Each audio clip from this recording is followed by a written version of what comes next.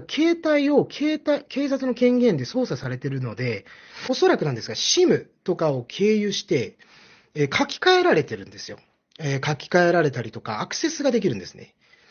で、例えば開いたアプリだったりとか、開いたものですね。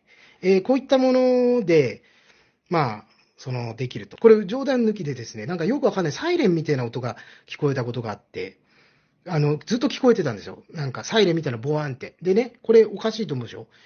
自分の携帯から流れてたんですよ。携帯が動くんですよ。見られてるんですよ、そのまんま全部。